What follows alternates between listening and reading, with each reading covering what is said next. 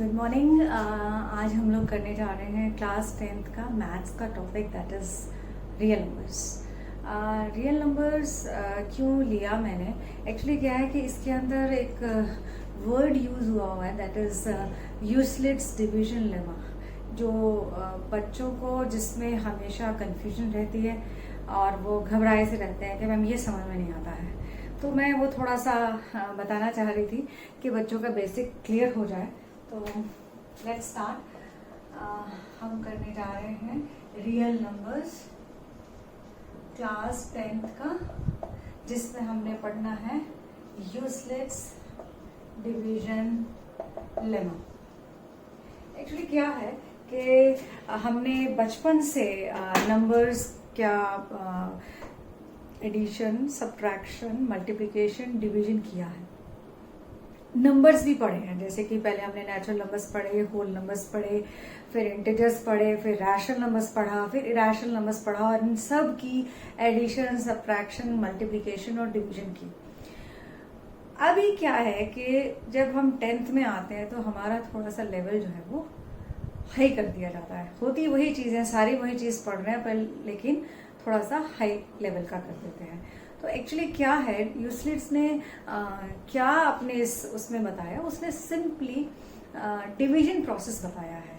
Means कि positive integers को हम कैसे डिवाइड कर सकते हैं, सिंपली यही बताया। डिवीजन लेमा इज नथिंग, सिर्फ division process in the statement form. आपको याद होगा, मैं जैसे अभी आपको बताती हूँ, अगर हम डिवाइड करते हैं किसी भी दो नंबर्स को, मैं बहुत छोटे नंबर ले रही हूँ जिससे कि आपको समझने में आसानी हो। इसमें ये हमें पता है रिमाइंडर होता है, ये हमें पता है क्वोशिएंट होता है, ये हमें पता है डिविडेंड होता है, और ये होता है डिवीजर। और इसमें हमें ये बताया जाता था कि हमने तब तक डिवाइड करते चले जाना, अगर तो रिमाइंडर आ गया 0 देन इट्स फाइन, लेकिन जब रिमाइंडर 0 नहीं आता था तो हम तब तक डिवाइड करते चले जाते थे जब तक कि हमारे रिमाइंडर की वैल्यू इससे लेस ना हो जाए। अगर रिमाइंडर की वैल्यू लेस हो गई तो हम बोलते थे आगे डिवाइड नहीं हो सकता। ठीक है ना, ये तो हमें पता है। एक चीज और हमको पता है कि हम डिवाइड एंड वेरीफाई किया करते थे।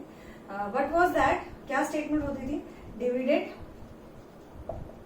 Is equal to divisor into quotient plus remainder, right? यही था ना। फिर हम क्या करते थे, जैसे मैं इसी के अंदर पुट करती हूँ, डिवीजर मेरा 5 है, क्वोशिएंट मेरा 5 है, रिमाइंडर मेरा 1, डिविडेंड 6।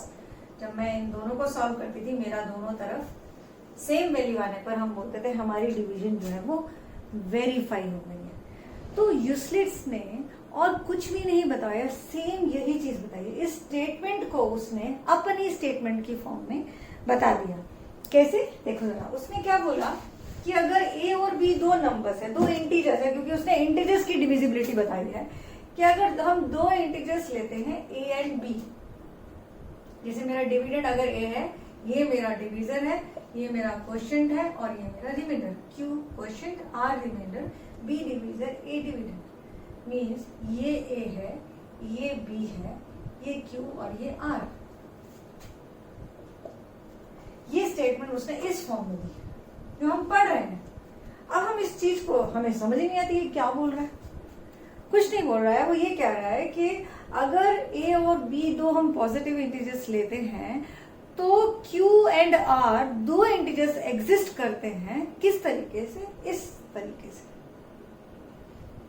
जहां पर हमारे रिमाइंडर की value it is always equal to 0 और लेस देन b, जो कि हमने यहाँ पर बताए कि रिमाइंडर की वैल्यू या तो 0 हो सकती है या it should be less than 5। वही सेम चीज इसने इसके अंदर कही कि एक तो ये स्टेटमेंट बोली, फिर उसने बोला कि R की वैल्यू या तो 0 के इक्वल होगी या लेस देन b होगी। अगर आपसे ये स्टेटमेंट याद नहीं होती, ये उसकी स्टेटमेंट गिवन है, अगर आपसे ये वाली चीज याद नहीं होती है तो आप इसको अपने वर्ड्स में लिख सकते हैं, that the value of remainder और value of r will lie between 0 and b,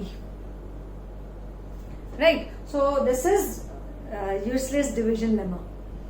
So useless तो मैथमेटिशियन का नाम है, division is division process, division statement, and I mean division and lemma is the statement कि जब उसने division process को एक स्टेटमेंट फॉर्म में डिस्क्राइब कर दिया, it becomes useless division lemma. तो आई थिंक कंफ्यूजन कोई नहीं होनी चाहिए, बहुत ही सिंपल तरीके से एक्सप्लेन करने की बात थी, और कुछ नहीं था।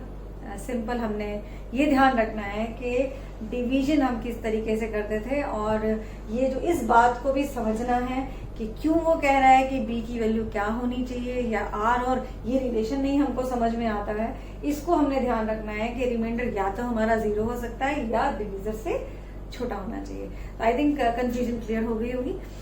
दूसरा, अभी हमने क्या करना है, अभी हमने जो चैप्टर में हमने करना है उसके अंदर इसकी एप्लीकेशन करनी है। डिवीजन की, डिवीजन तो आएगा नहीं क्योंकि अब हम बड़ी क्लास में हो गए हैं।